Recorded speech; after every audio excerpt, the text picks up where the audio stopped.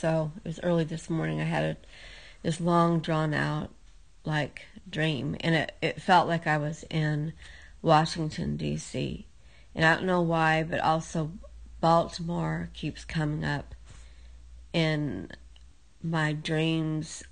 And I had a dream the other day that Maryland was in the dream. Like, for some reason, it was significant that I was near Maryland. And but I'll go back to that another time or later.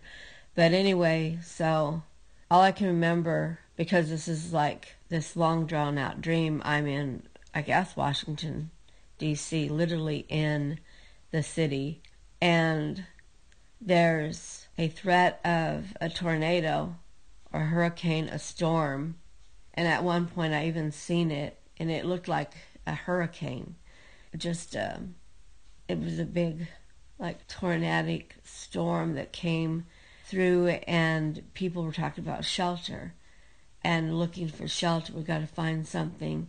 I was thinking, there's so much marble stone and granite stone in the city. I mean, there's so many places you could go and get shelter, but there was just a lot of people even not doing it.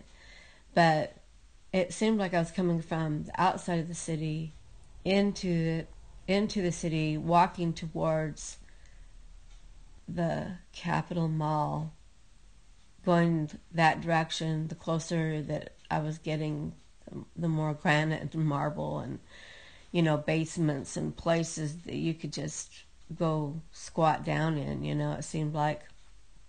But we came to this one place and asked if there was a basement or shelter. It seemed like it was a public place that we could go into.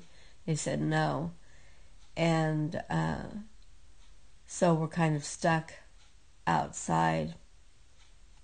And then it was that storm had passed, and we went back down the steps to that place again, found out there was a one open to the public, but they didn't even let them go in. It was just, felt like chaos. And before that, there was people standing in line to get tested for the coronavirus, and sickness period. There was people, and you're near these lines, and you're going, you don't want to be here, because it felt like these people were forced to come to these places to get tested, and yet it was the last place you really needed to go. It was complete chaos, just reinfecting yourself or infecting other people because they're being made to come and get testing and to go to these places if they have this. It's just absolute, utter chaos. And it's in the winter. It feels like it's in the winter time. So then somehow, finally, in this dream, now we're up there at the Capitol and the White House and on the Capitol Mall. And I'm talking to someone about, I guess the biggest issue is people that have the ability to take care of themselves, or should have the ability to take care of themselves, are treated like they're invalids. And so that was like a big issue. And it was a big debate about, why are you taking able-bodied human beings and treating them as if they can't think for themselves, treating them as if they can't think for themselves, they can't do for themselves. And that was just like this really big debate going on. Meanwhile, like, there's this sense of all this storm is going on, and now I'm talking in a room, and I'm talking to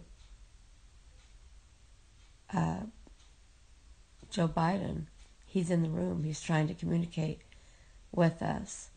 And I realized that this man there's nothing but chaos going on in his mind.